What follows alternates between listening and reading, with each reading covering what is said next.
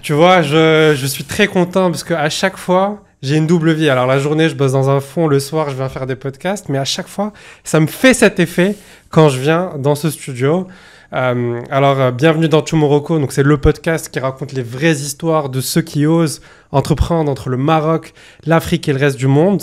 Et aujourd'hui, je suis hyper content parce que c'est pas un entrepreneur, c'est pas un VC, c'est quelqu'un qui a été qui était au cœur de la tech chinoise chez Alibaba, puis chez Alipay, et il connaît le terrain de l'innovation de la tech en Chine comme très très très peu de gens et encore très peu de Marocains. Donc c'est Yacine Regragui. Comment ça va, Yacine? Très bien, Mehdi. Merci de m'accueillir et de me recevoir dans ce super studio. Donc, dans cet épisode, on va parler de comment la Chine est devenue un leader mondial de la tech et de la fintech.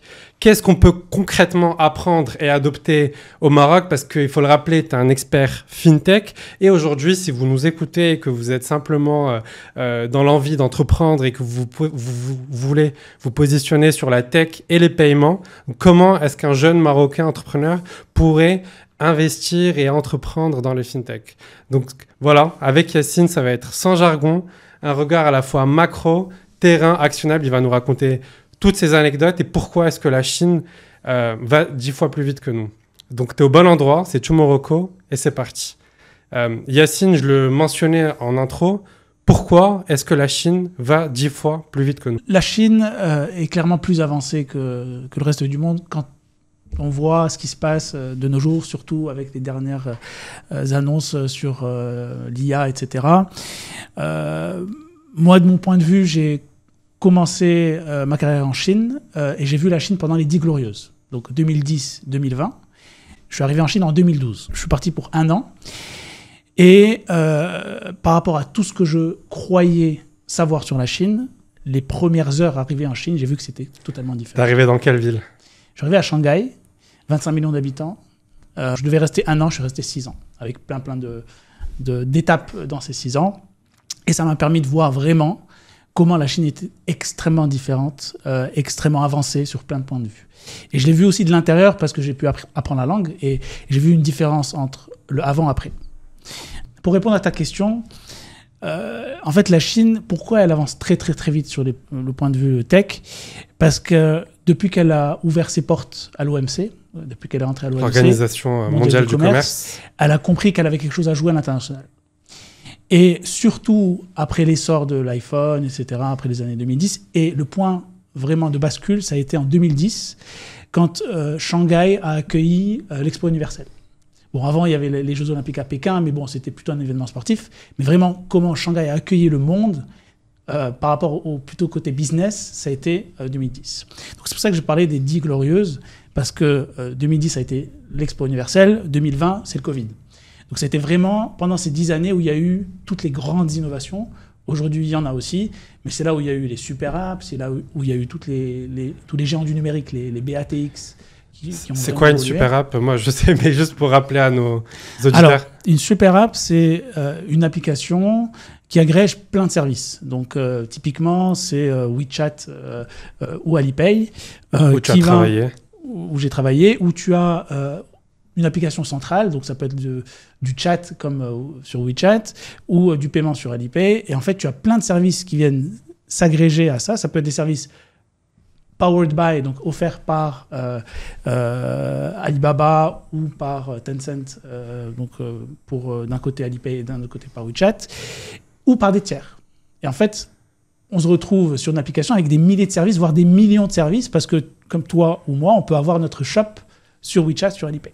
Donc, ils ont développé leur propre écosystème. Et pourquoi ils ont développé leur propre écosystème? Parce que pendant longtemps, ils avaient laissé la porte ouverte aux géants américains, aux géants internationaux du numérique, d'entrée, mais ils n'étaient pas compliant par rapport à la réglementation chinoise. Donc, la Chine a refermé les portes.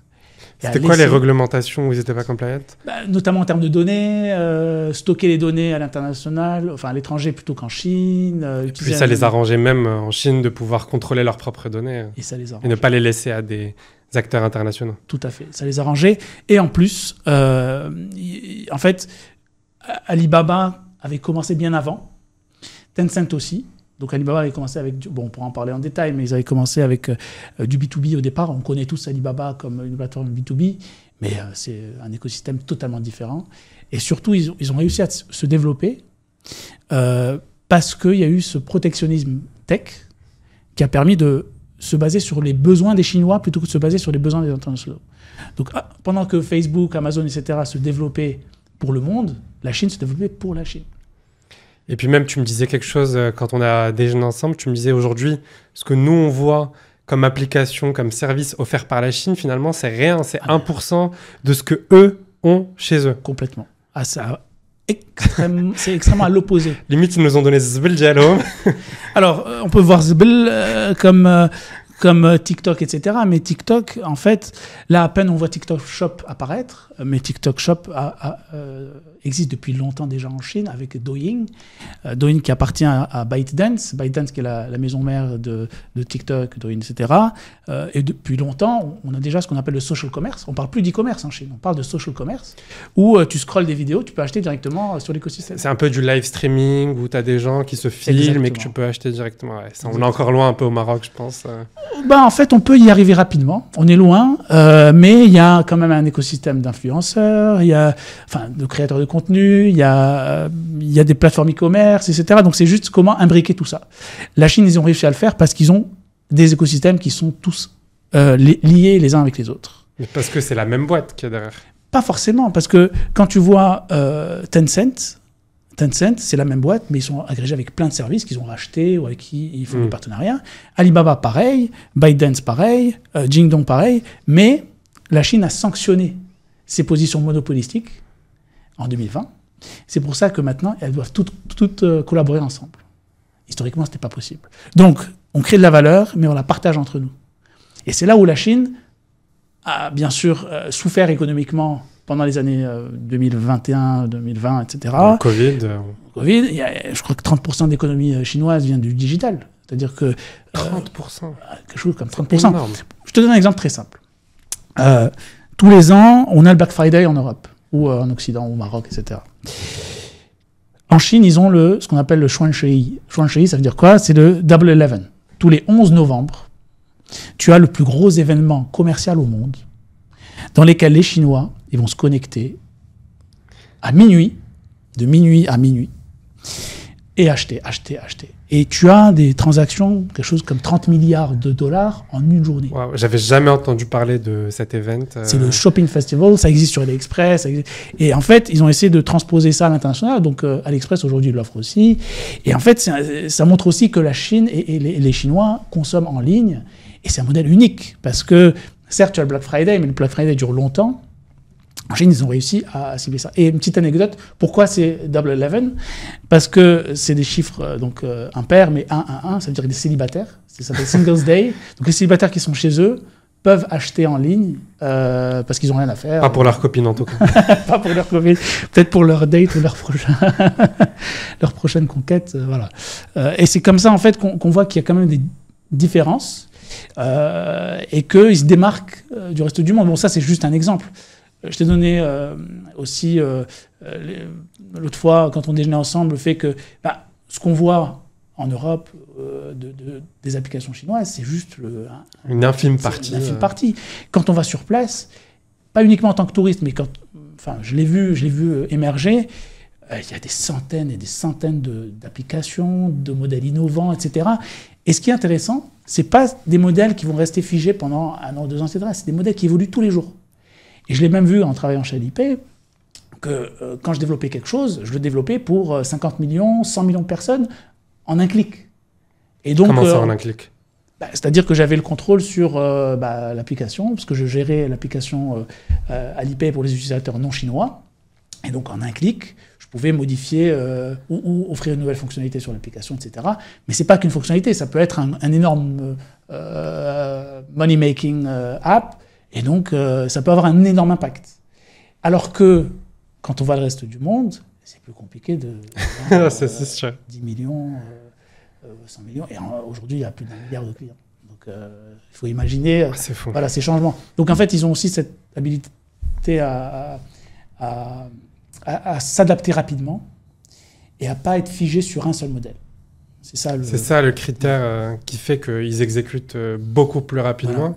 Prends-nous par exemple un exemple de quelqu'un qui arriverait en Chine. Prenons un Marocain qui arrive en Chine demain. Il atterrit à l'aéroport de Shanghai. Comment est-ce qu'il est frappé par toutes les innovations? Alors, on peut citer par exemple le fait qu'on peut payer avec sa main. Alors, avec son visage. Avec son visage surtout. C'est vrai que ça existe de plus en plus. Bon, déjà, je t'ai parlé des écosystèmes de super app. En fait, c'est une réalité. Ça a commencé en Chine.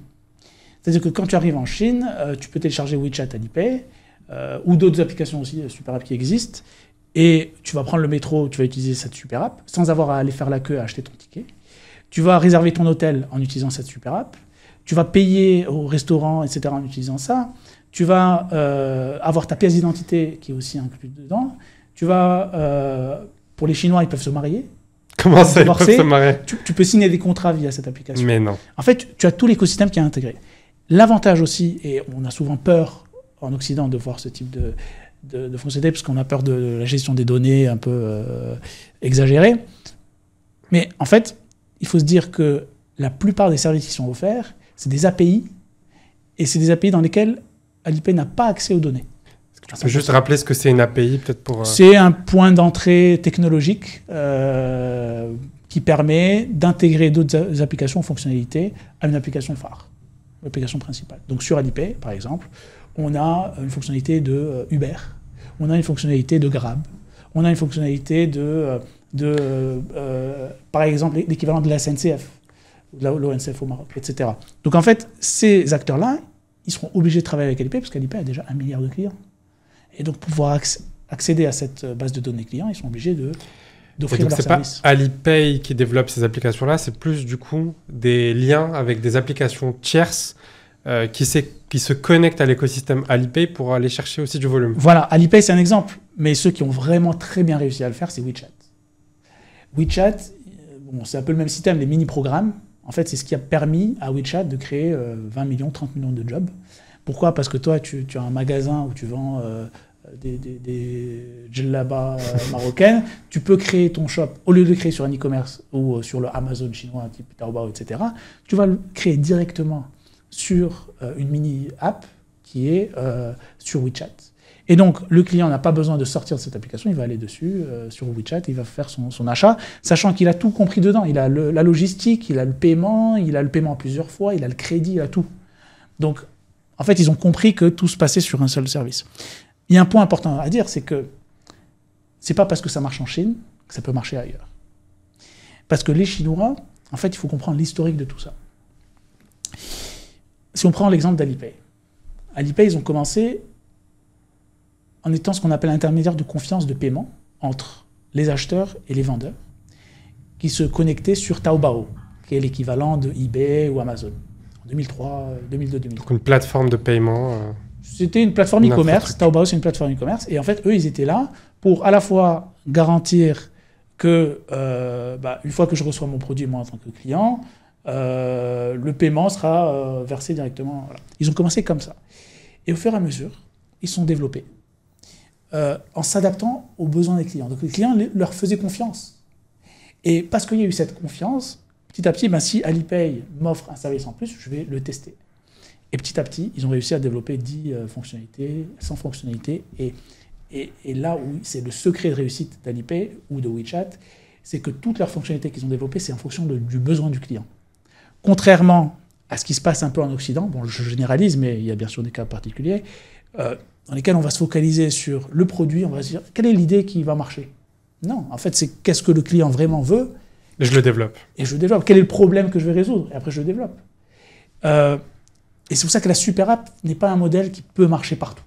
Ça a marché un peu en Asie du Sud-Est, mais ça ne veut pas dire que ça va très bien marcher un peu. Ça peut être un super conseil aussi pour des entrepreneurs marocains qui voudraient se lancer, même de manière générale, sans forcément penser à la fintech ou quoi. Ça peut être une super idée de d'abord identifier un besoin, co-travailler avec un client pour développer quelque chose ensemble. C'est aussi le concept de ce qu'on appelle un POC, un pilote, puis ensuite construire une entreprise ou une start-up à partir de là. Tout à fait. On parle beaucoup d'A/B testing, etc. Donc en fait, il faut tester rapidement. Et là où ils sont très, très, très, très forts, que ce soit la petite entreprise, l'entrepreneur lambda ou la mégatech, c'est qu'ils ils vont tester, si ça marche, tant mieux. Si ça marche pas, on passe à autre chose. On va pas rester à pleurer parce que ça marche pas. On va pas passer trop de temps à réfléchir. Est-ce que ça va marcher? Non. Ça marche, tant mieux. Ça marche pas, on passe à autre chose. Et l'exemple typique, au-delà de la tech, dans la rue où je vivais à Shanghai, tu avais un magasin qui vendait des chaussures. Ça marchait plutôt bien. Je pars en déplacement pro, je reviens, 2 semaines après, le magasin s'est transformé en resto, avec le même proprio. En fait, il s'est dit, j'ai une opportunité. Voilà, je ne veux pas faire beaucoup d'argent avec ça, je change. Il y a mon voisin qui a fait pareil, je vais essayer de le lancer, peut-être ça va marcher. Et en fait, ça va extrêmement vite, et c'est pas parce que j'ai un background qui est en tech ou autre que je vais faire ça toute ma vie, non. Je fais du business, c'est pour ça qu'ils sont extrêmement forts en business, parce qu'ils vont essayer de s'adapter, et ils n'ont pas peur. Ils n'ont pas peur de s'adapter, ils ont pas froid dans les yeux. Qu'est-ce qui t'a marqué le plus, toi, dans ton expérience, peut-être même aussi sur la culture d'entreprise chez Alibaba, chez Alipay? Alors, je vous invite, et je la mettrai en lien de cette vidéo, j'ai regardé une vidéo de toi à la messe annuelle d'Alipay dans un stade de plus de 60 000 personnes où, en fait, tu dansais avec des collègues à toi pour justement célébrer. Alors, raconte-nous ça. Mais qu'est-ce que ça dit, surtout de la culture d'entreprise chez des boîtes comme Alipay? Alors, j'ai eu la chance d'être à Alibaba Alipay pendant les années Jack Ma. Et je pense que... Jack Ma qui est le CEO. Qui est le CEO, cofondateur, parce qu'ils sont 18 au total, dont Jack Ma. Ils étaient 18 à créer Alibaba en 1999. Et donc, Jack Ma, c'est une personnalité très, très, très emblématique en Chine, très, je dirais, inspirante, y compris moi-même, parce qu'il a commencé de rien, contrairement à Mark Zuckerberg ou Bill Gates ou autres qui ont un background tech ou ingénieur, etc. Lui, il a commencé de rien, il a appris l'anglais sur le tas, il est parti aux États-Unis, il était prof d'anglais, il est parti aux États-Unis, il a découvert Yahoo, il est revenu en Chine, il a dit, il faut que je fasse. Il n'avait pas fait d'études, il avait... D'anglais. Ok. D'anglais, après il était prof d'anglais, etc. Et d'ailleurs, il y a beaucoup de cofondateurs qui sont milliardaires aujourd'hui d'Alibaba qui sont aussi profs d'anglais. Ou même des étudiants, des élèves de Jack Ma qui... C'est étrange, ça. C'est étrange, mais voilà, il a créé son équipe et les cofondateurs. D'ailleurs, ils ont des postes aussi importants dans la boîte. Bref. Jack Ma, aujourd'hui, il est moins actif sur Alibaba. Mais bon, j'ai eu cette chance d'être à Alibaba pendant cette période, donc la culture d'entreprise était extrêmement forte. D'ailleurs, en fait, Jack Ma, on l'appelle... En fait, il s'appelle Ma Yun. Ma Yun, c'est son nom chinois. Chaque Chinois a un prénom international. Par exemple, Jackie Chan, c'est pas Jackie Chan. Voilà. Si vous pensiez que Jackie Chan, il s'appelle Jackie Chan, vous êtes bien tombé dans le piège. Par contre, Jack Ma, en fait... Donc, c'était un prof, donc on dit Ma Lao Shi. Ma Lao Shi, ça veut dire professeur Ma. Et donc, tous les Aliren, c'est les gens d'Alibaba, c'est des Tongshui. Tongshui, ça veut dire camarades de classe. Donc, en fait, on était tous des Tongshui. Et ça, en fait, dès que tu as cet esprit fraternel, ça crée autre chose dans la boîte. Je voudrais vous parler d'Allogarant. Vous êtes propriétaire, vous avez un bien et vous voulez faire un geste patriote. Mettez votre bien sur Allogarant pour permettre à des étudiants marocains qui arrivent en France de pouvoir se loger. Ce serait super cool de faire ça. C'est grâce à eux aujourd'hui qu'on est dans ce super studio de podcast et je les remercie énormément. Inscrivez-vous sur leur plateforme et mettez votre bien sur leur plateforme. Merci beaucoup. On retourne au podcast. En plus, en fait, tu as des campus énormes. Donc, le siège d'Alibaba ne se trouve pas à Shanghai, mais se trouve à Hangzhou, c'est à 1 heure de Shanghai, dans la province du... Pas très connu, mais j'imagine que comme certaines énormes villes chinoises qui ne sont pas très connues. Je recommande de visiter pour ceux qui partent en Chine. Bon, du Maroc, maintenant, il y a un vol direct avec la rame de Casa à Pékin. Après, bon, en train rapide, on peut arriver facilement à Shanghai. Et à 1 heure de train en TGV, on arrive à Hangzhou, qui est une superbe ville connue pour le thé. La soie aussi, c'est la capitale mondiale du thé, de la soie. On y boit du très très très bon thé. Et il y a un grand lac, le Shihu. Et donc le siège d'Alibaba se trouve là-bas. Donc ils n'ont pas qu'un campus, mais ils en ont une dizaine. Et c'est des campus un peu comme ce qu'on imagine. Ceux de Google dans la Silicon Valley. en fait, j'avais mon coiffeur qui était dedans, j'avais des restaurants, les Starbucks, salles de Tu sport. peux ne plus sortir. En fait, on sortait plus. Et le soir, le repas était gratuit. Bon, c'est pas comme Google, c'est tout le temps gratuit, mais le soir, c'était gratuit. Ouais, donc tu as ces énormes campus à la Énorme. Google. Énorme campus, on peut avoir un coiffeur, on a des massages, on a bien sûr des bureaux où on travaille, ça c'est important. Il faut un peu. Voilà. Après, en fait, on a toutes les facilities, donc tout à disposition pour travailler. Donc, work hard, play hard. C'est vraiment l'optique d'Alibaba. Et en Chine, il faut savoir qu'il y a une culture du travail. C'est pas comme ce qu'on imagine dans les usines, etc., mais c'est le Jojo Liu, c'est-à-dire 9-9-6. Travailler de 9h à 9h, 6 jours sur 7. Ça ne veut pas dire qu'on va travailler tous les week-ends. Énorme. Ça ne veut pas dire qu'on va travailler tous les week-ends, mais on doit être capable de répondre au boss à 23h ou un samedi s'il a des questions, etc. Donc ça crée cet environnement que je n'avais pas découvert avant parce que j'ai commencé ma carrière en Chine. Toi, tu arrives en 2012. J'arrive en 2012, j'ai travaillé pour des startups, deux startups. J'ai monté ma startup avant d'intégrer Alibaba en 2014. Donc pour moi, c'était normal de travailler dur, etc. Donc on appelle le culture shock, c'était plus à mon retour en France. C'était pas vraiment. Je te dis, c'est qui ces gens qui pensent à leurs vacances, à leurs congés, le lundi à 9h Alors que moi, j'avais 7 jours de congés par an en Chine, 7 jours. Aujourd'hui, j'en ai 42. Voilà. Donc, je me dis, qu'est-ce que je vais faire avec ces jours mais bon, pour revenir sur la question de culture d'entreprise, en fait, voilà, donc quand on travaille, tout le monde travaille exactement comme... Limite, je sens là, pendant que tu m'en parles, ça te manque. Ça me manque pas, mais ça me rappelle de très bons souvenirs parce que j'en garde vraiment d'excellents souvenirs. D'ailleurs, j'ai toujours des relations très, très proches avec d'anciens collègues, etc. Mais en fait, au-delà de tout ça, tu as régulièrement des événements qui sont organisés, tu as des t-shirts qui sont mis à disposition, tu as vraiment une culture d'Alibaba. Tu as même des mariages, une cérémonie de mariage qui est organisée tous les ans, le 10 mai de chaque année, pour 102 couples d'Alibaba. Donc en fait, les couples c'est-à-dire si moi j'ai rencontré quelqu'un, que je me marie cette année, je fais mon mariage, etc., voilà, je peux participer au mariage organisé par Alibaba. C'est un mariage symbolique. Attends. Tu demandes à Alibaba d'organiser ton mariage ? Non. En fait, tous les 10 mai, Alibaba organise un mariage by Alibaba. Tu as ton mariage à la maison avec ta famille, etc., avec tes amis. Tu peux ramener le jour, là.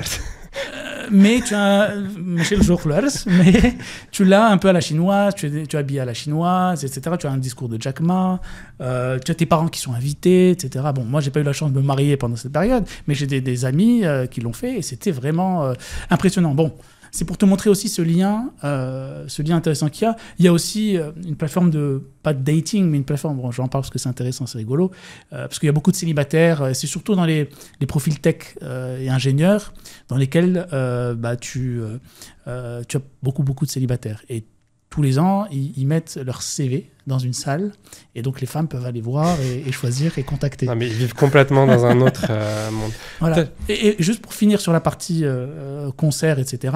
Donc tous les 2 ans, je dirais, Alibaba organise une cérémonie annuelle.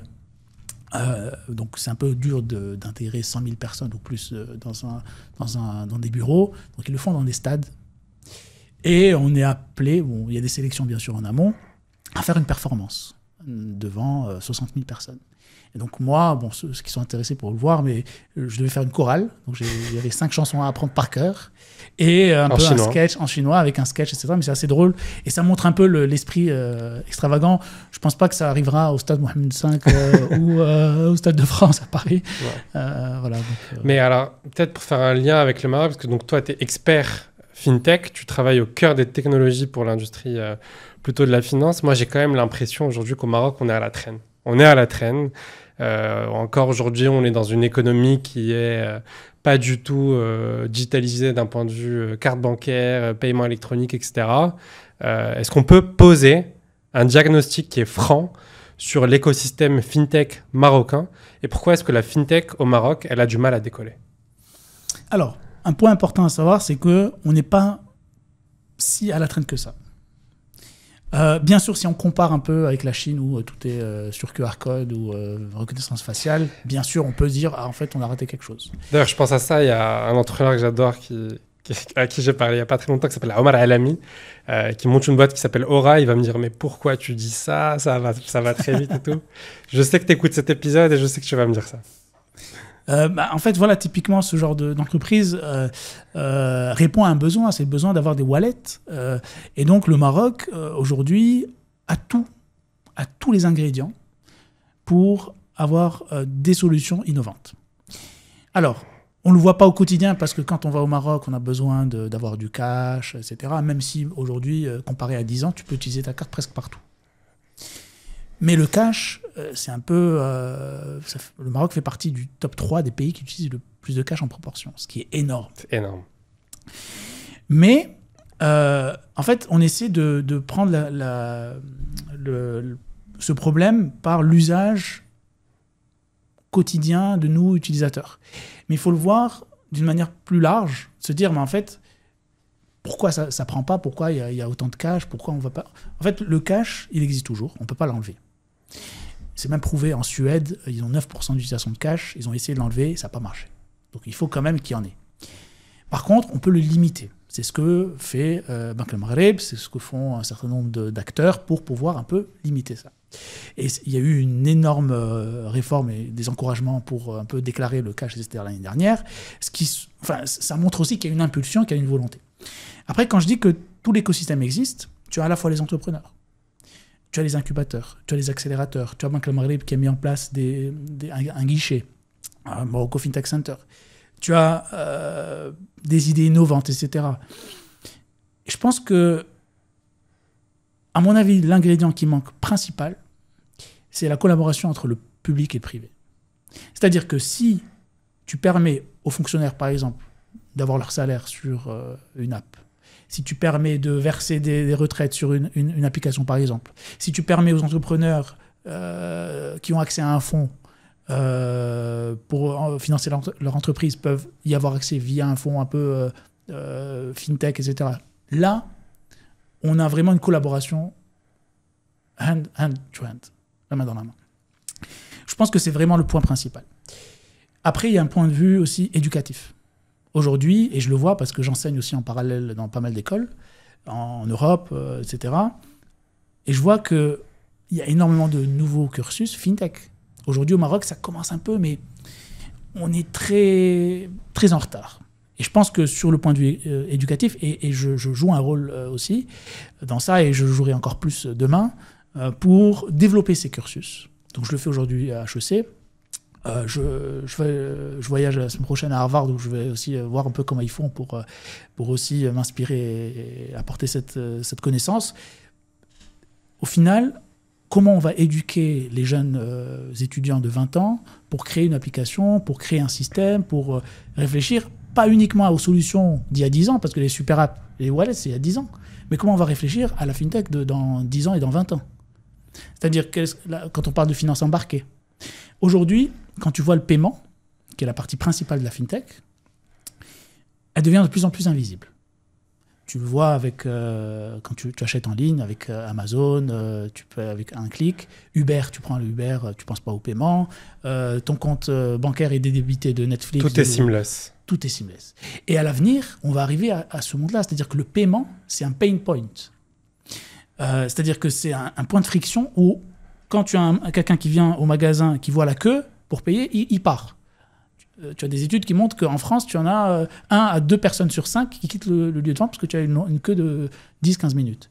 Donc, si tu veux, le paiement à l'avenir, ça va être invisible. Ça, c'est la première chose. À l'avenir, je dis 10 ans, 20 ans. Donc, il faut réfléchir à l'avenir. Il ne faut pas réfléchir uniquement à des solutions qui existaient il y a 10 ans. Donc, à la fois à développer des QR codes, des NFC, des solutions pour les petits marchands, etc. C'est excellent. Mais comment on va intégrer de la blockchain dessus ? Comment on va permettre à terme d'utiliser du e-dirham, parce que certainement ça va arriver. Parce que ça, on va en parler, mais tu es très, très, très proche de tout ce qui est monnaie numérique, notamment ce qu'on appelle les CBDC, les monnaies numériques de banque centrale. On peut en parler, mais donc c'est intéressant. Alors, c'est quoi l'e-dirham? C'est quoi l'e-euro? C'est quoi l'e-yuan? Alors, il faut dissocier d'une crypto-monnaie. Une crypto-monnaie, par essence, c'est une monnaie décentralisée. Donc, où il n'y a pas un organe central qui vient gérer la transaction. Alors qu'une CBDC, une MNCB, donc monnaie numérique de banque centrale, c'est une monnaie qui est émise par une banque centrale et qui est utilisée par les banques commerciales ou distribuée par les banques commerciales à des fins soit d'utilisation de masse, donc comme toi et moi, on appelle ça du retail CBDC, donc de la monnaie numérique de banque centrale de détail, ou du wholesale CBDC, donc de la monnaie numérique de banque centrale de gros, où là, tu as des entreprises entre elles ou des banques entre elles. Le pays qui a le plus avancé sur le sujet, et j'y ai travaillé quand j'étais encore chez Alipay, c'est la Chine. Par contre, ça avance pas, ça apporte pas une valeur ajoutée énorme parce qu'il y a déjà une utilisation massive du QR code, etc. Par contre, c'est là quoi où ça l'intérêt ? change, l'intérêt, c'est qu'aujourd'hui, si tu vas chez Alipay, tu as Alipay WeChat en Chine, tu vas dans un magasin qui n'accepte pas Alipay WeChat. Le magasin, il a le droit de dire non, j'accepte pas. Par contre, demain, aujourd'hui, si tu as du cash, le marchand l'accepte. Mais demain, ta monnaie numérique de banque centrale, c'est du cash, mais qui est digitalisé. Et donc, le marchand, il sera obligé de l'accepter.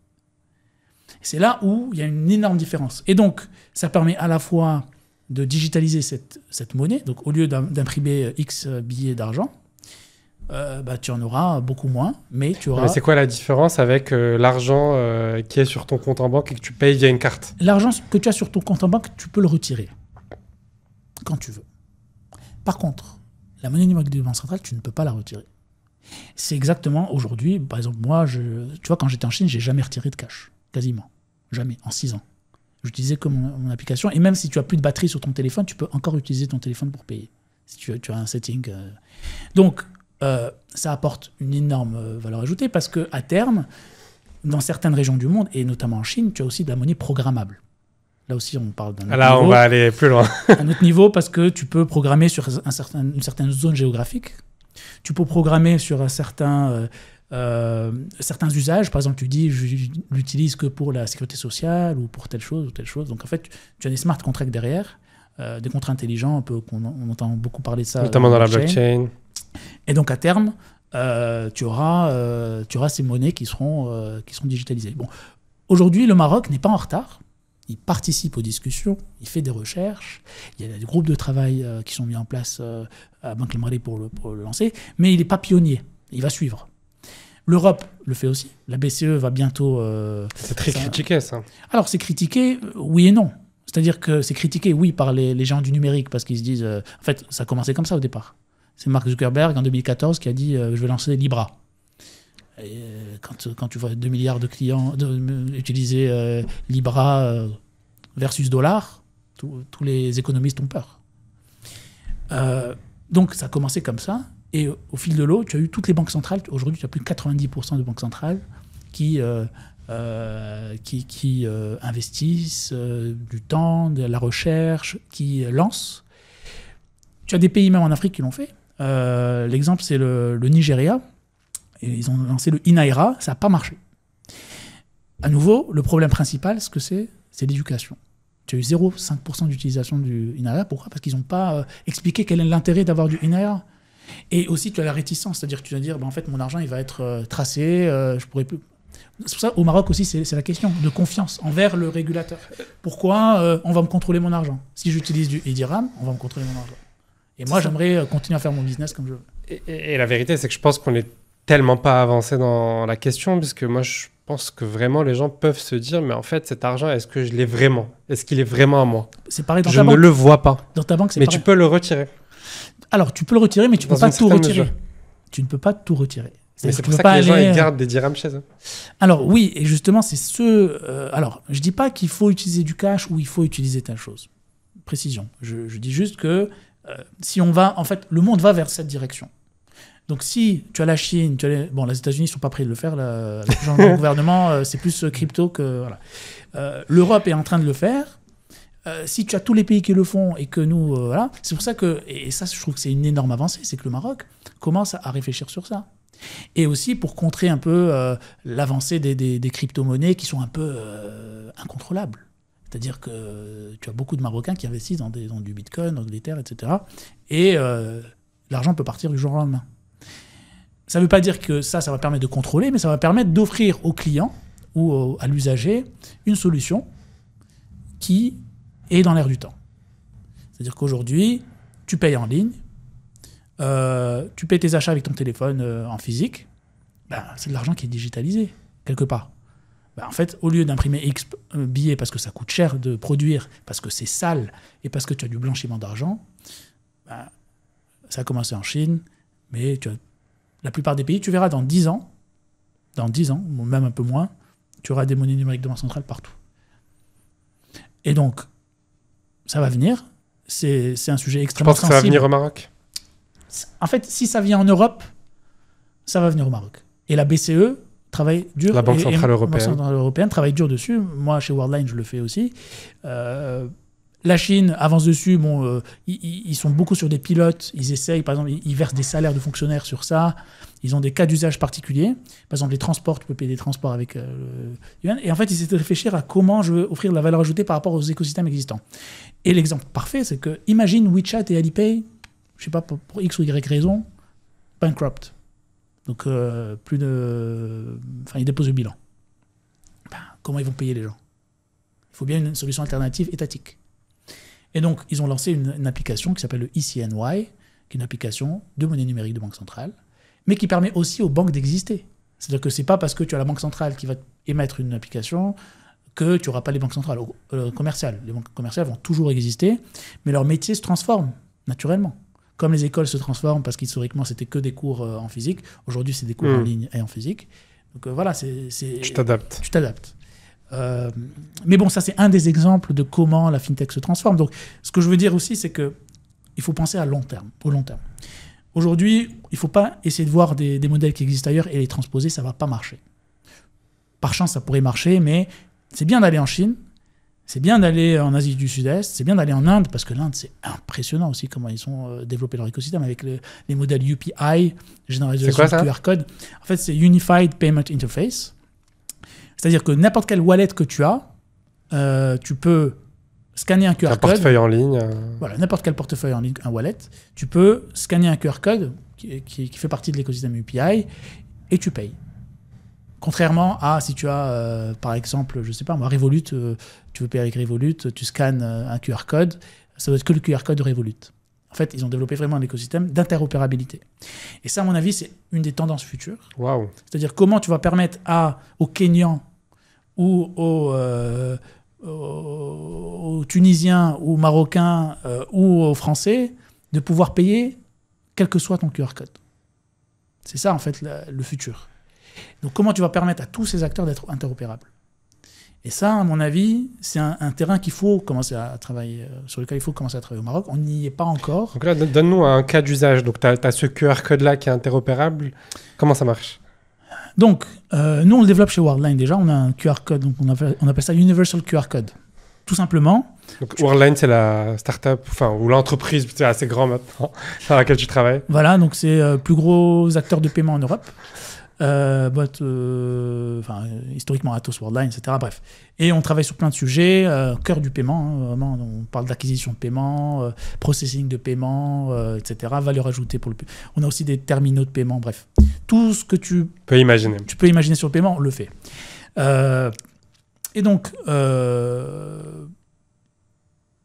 comment on imagine le QR code. Le QR code, ouais. Donc on a ce QR code. Comment ça fonctionne ? Quel que soit le wallet que tu prends un Alipay, tu prends un PayPal, tu prends un Blick, tu prends un, je sais pas, du Lydia ou autre, parce que tu as ce partenariat d'acquisition, de paiement, tu peux scanner le QR code et ça marche. Imaginons Aura Cash, un Marocain qui utilise Aura Cash au Maroc, aimerait aller en France, aimerait aller à Shanghai, aimerait aller à Madrid, utiliser sa même application sans avoir à télécharger une autre application. Et c'est ça l'interopérabilité. Waouh. Et aujourd'hui, ça existe déjà.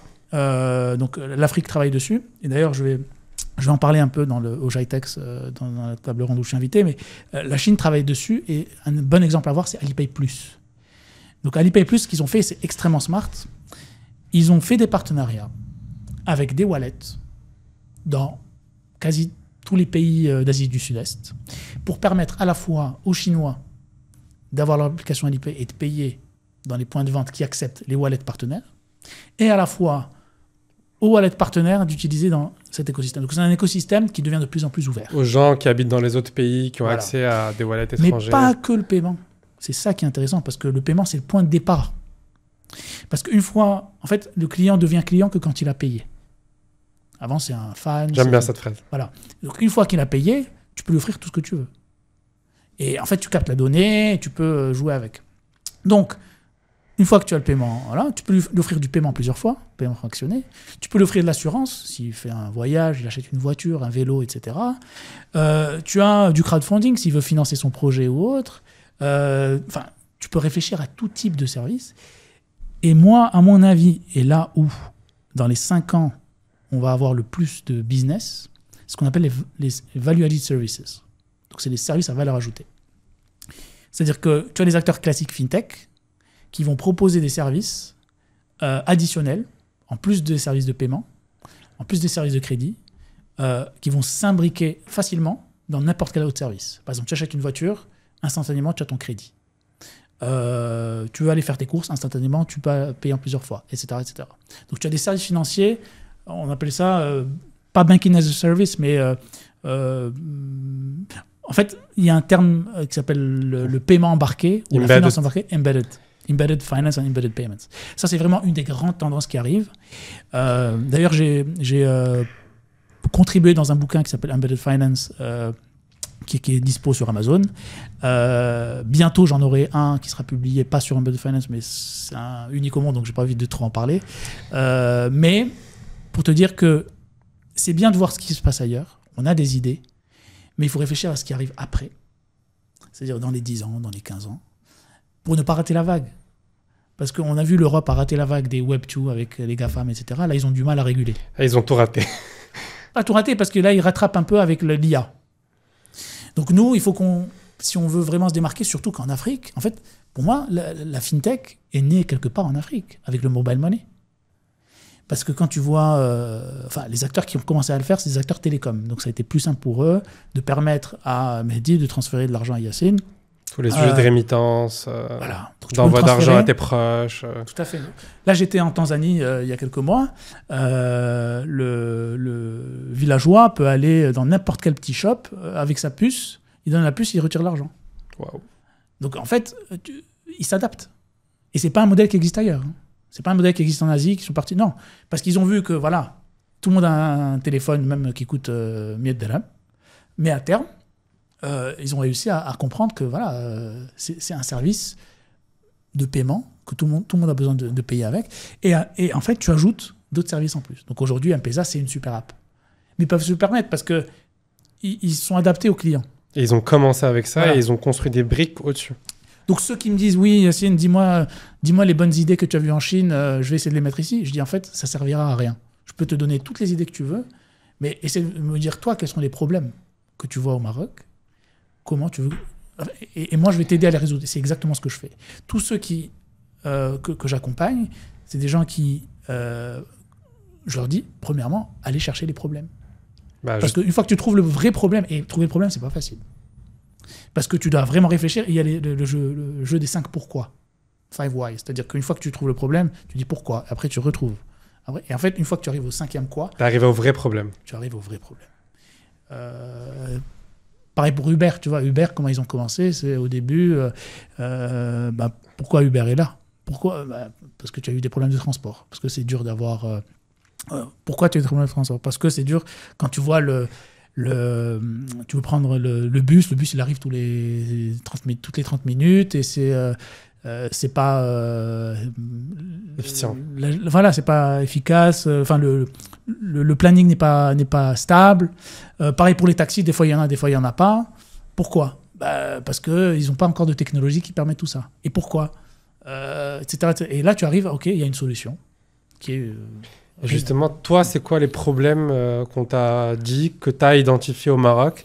Si demain, tu devais lancer une fintech au Maroc, qu'est-ce que tu attaquerais comme problème?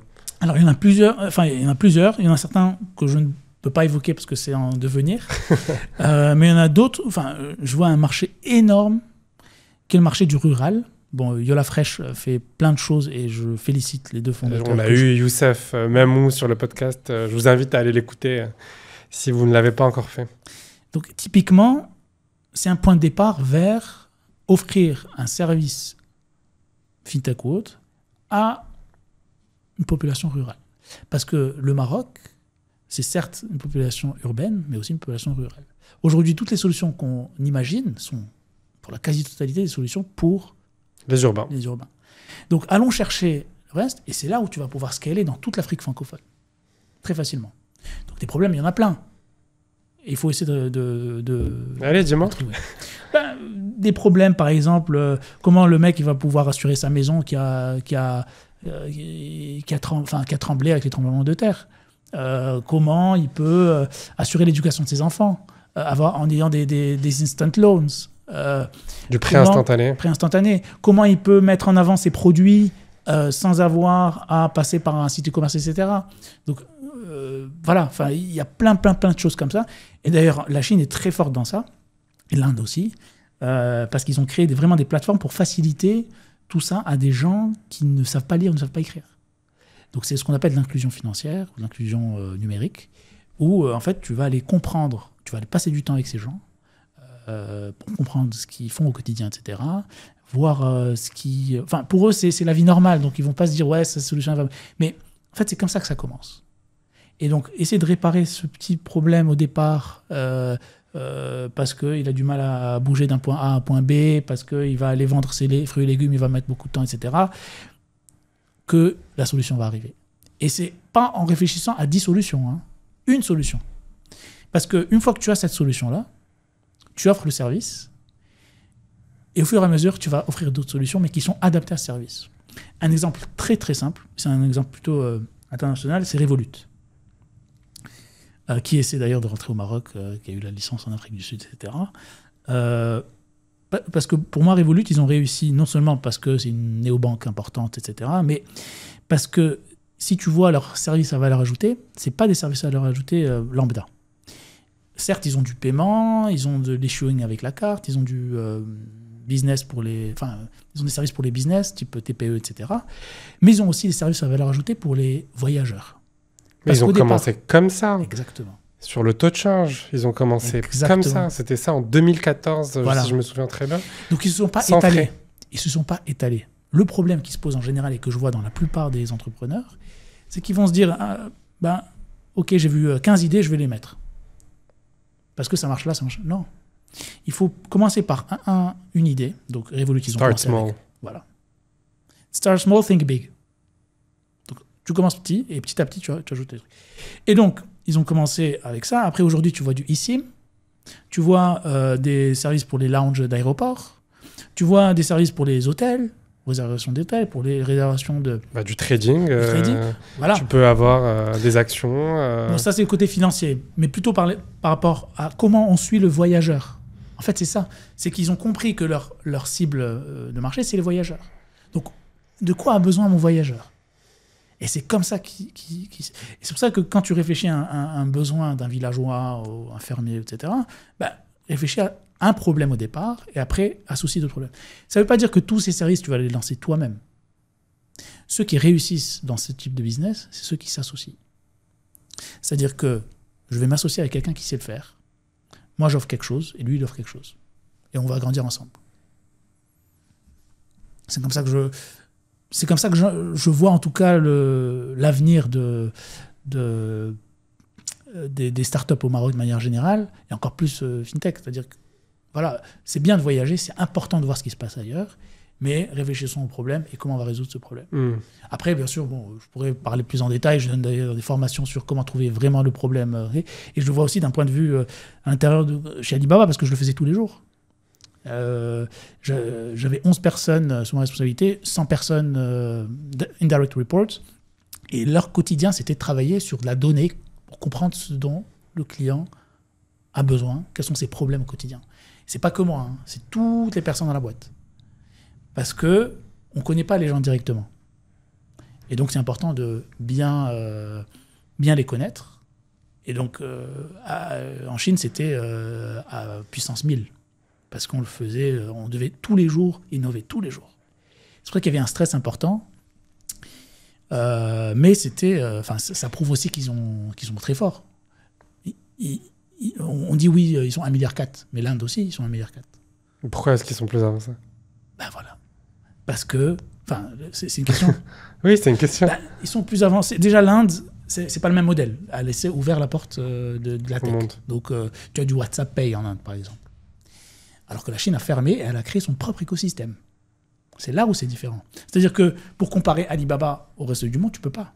Tu peux pas prendre un service qu'offre. Tu vas sur les 100 plateformes d'Alibaba, tu vas prendre chaque plateforme toute seule, et là, certes, il y a des concurrents. Mais si tu prends Alibaba en tant que tel, impossible. Donc, c'est pour ça que eux, pour chaque type de métier, ils ont réussi à trouver une solution. Ils ont offert une plateforme. Et si ça marche pas, on oublie, c'est pas grave. Et qu'est-ce qu'ils veulent? Ils veulent rester séculaires avec leurs applications? Parce que finalement, du Alipay, on le voit pas beaucoup en Europe, en Occident. Ils construisent beaucoup pour eux. Alors, ils n'ont pas vocation à... Détrompe-toi, parce que première chose qu'ils font, c'est que si tu vas, je sais pas, aux Galeries Lafayette, etc., tu vois des Chinois payer avec quoi? Avec Alipay. Aux Galeries Lafayette. Aux Galeries Lafayette. Au Maroc, tu as de plus en plus de points de vente qui acceptent Alipay WeChat. Parce que le Chinois, il n'utilise plus de cash. Il n'utilise plus sa carte, il utilise ses solutions. Donc, premièrement, ils vont s'internationaliser grâce à l'expansion de l'acceptation d'Alipay et de WeChat via les marchands. Ça, c'est la première chose. Deuxième chose, tu ne verras jamais l'application Alipay en tant que telle se développer ailleurs. Donc, ils vont faire des partenariats via Alipay+. Troisième chose, ils vont faire des acquisitions. Donc, ils ont racheté World First, qui est l'équivalent de MoneyGram ou de Western Union.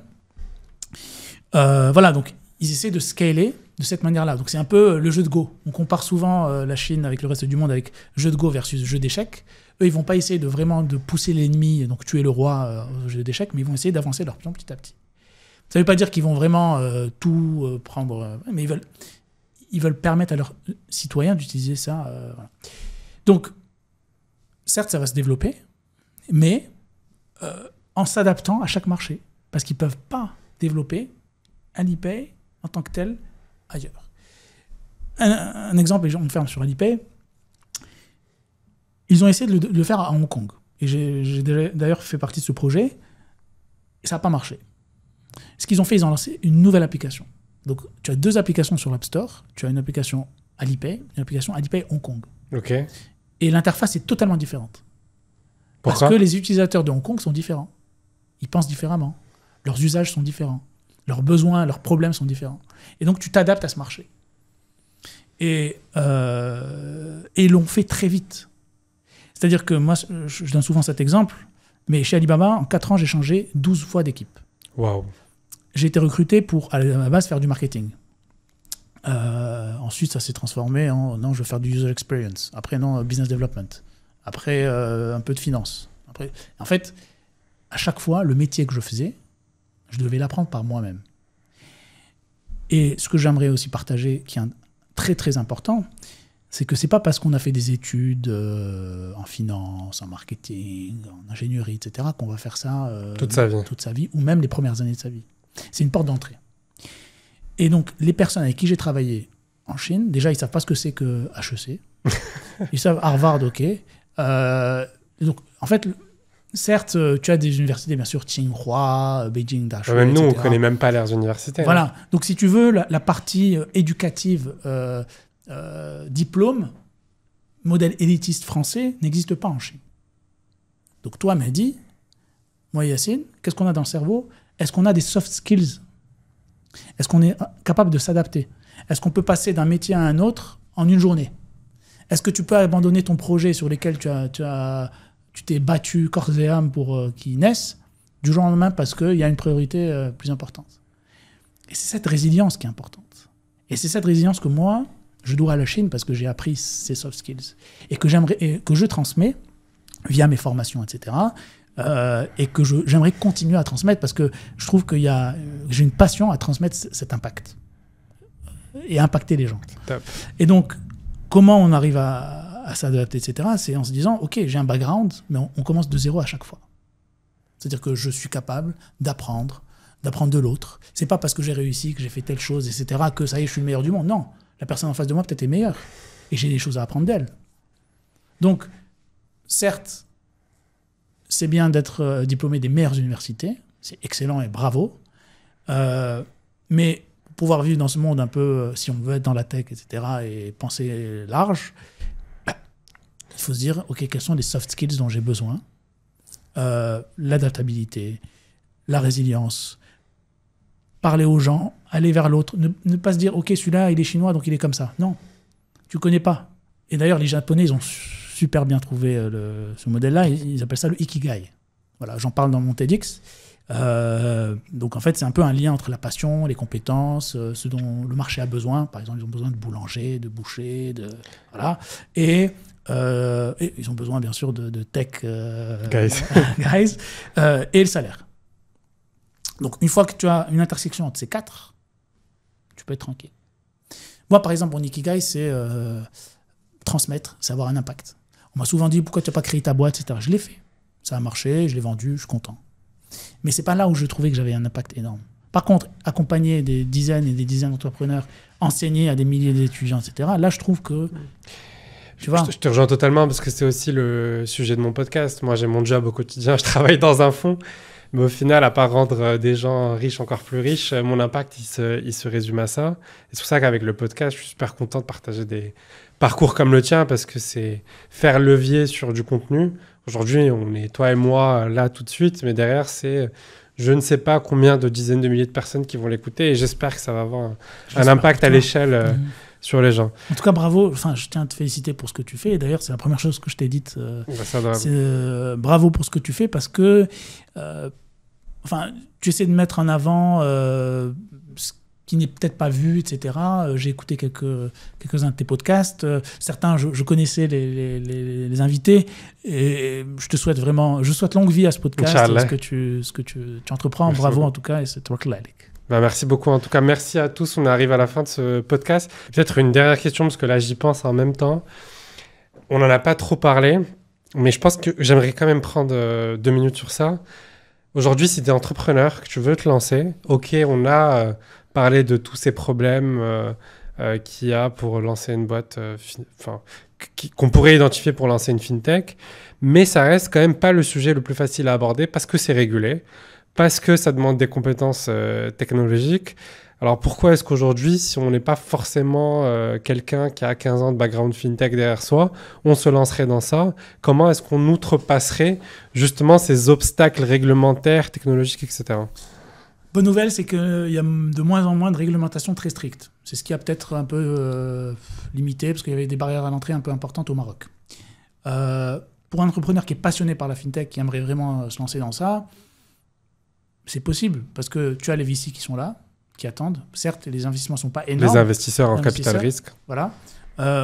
Quand j'étais en Chine, j'ai réussi à créer ma plateforme rien qu'avec un peu d'argent, et c'était de l'argent Friends and Family, c'était pas du tout des VC. Et je voulais pas du tout le faire, parce que le problème des VC, et en général, bon, je ne fais pas une critique, mais c'est qu'on est tributaire d'eux. C'est-à-dire qu'on a une pression dingue, et on réfléchit plus à aller chercher l'argent, plutôt qu'aller chercher le client et aller chercher les solutions au client.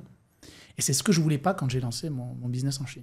Donc, certes, ça apporte une valeur ajoutée, certes, on essaie de vendre, etc. Donc, moi, je dirais, un entrepreneur qui veut se lancer, c'est possible. Il ne faut pas se limiter. Tout le monde peut être entrepreneur, tout le monde doit être entrepreneur à terme. Ça, c'est ma vision. Si tu le veux ou si tu le veux pas. C'est-à-dire que même si on est en entreprise, on est entrepreneur. Moi, aujourd'hui, je suis entrepreneur. Je crée mon propre métier. Certes, j'ai des objectifs, etc., qui suivent la boîte, mais derrière, certes, j'ai été recruté pour faire quelque chose. Et un point important qui me rappelle aussi ce que j'ai dit tout à l'heure, c'est que sur les personnes avec qui j'ai bossé avant, par exemple chez Alibaba, il n'y en a presque aucun qui a un background en finance. Aucun. Donc c'est pas parce que vous n'avez pas suivi une formation de finance ou je ne sais quoi que vous êtes obligé ou vous ne pouvez pas faire ce business. Non, c'est possible. Il suffit juste de bien s'entourer, les bonnes personnes. L'argent arrive dans tous les cas. Il faut aller trouver les problèmes et les solutions sont là. Et je suis là aussi si vous voulez de l'aide. Je serai ravi de répondre aux questions. En plus, bien sûr. Je suis très réactif.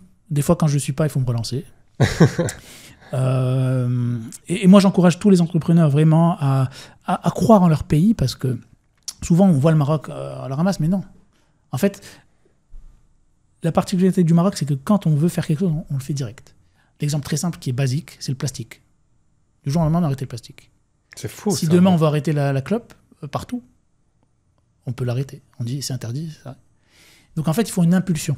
Dès que tu as l'impulsion, ça y est. Donc aujourd'hui, ça prend du temps, mais il faut être résilient, il faut être patient. Aujourd'hui, ça commence à peine, je le vois, c'est un peu dur, mais ceux qui vont arriver dans 2-3 ans, voilà. Et peut-être pour finir le podcast, si je devais inviter quelqu'un sur le show, qui est-ce que j'inviterais? Je pose toujours cette question, mais c'est hyper important. Alors, pour avoir plus de diversité des genres, je dirais 2 personnes, donc un homme et une femme. Je commence par la femme.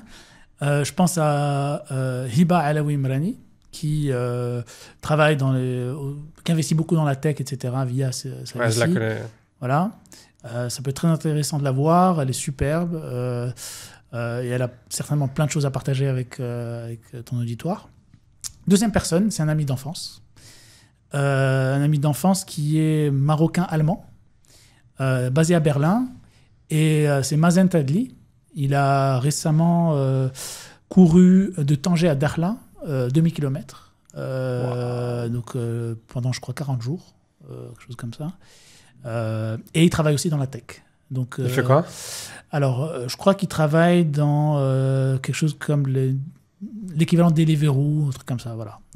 Bon, c'est pas le... Bah, tu me le présenteras. Oui, avec plaisir. Et je pense que c'est bien de voir aussi le côté soft skills, comme je te parlais, donc avoir une passion, etc. Lui, il est passionné de running, etc. Et il a vu de magnifiques paysages.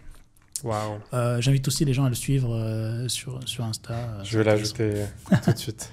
En tout cas, merci beaucoup Yacine. Beaucoup d'insights. Moi, j'espère que vous repartez avec des insights sur la Chine, sur ce qu'ils font de 10 fois plus vite, sur le Maroc, des problèmes qu'il faut tacler et surtout sur de l'inspiration pour entreprendre parce que le Maroc a besoin de vous.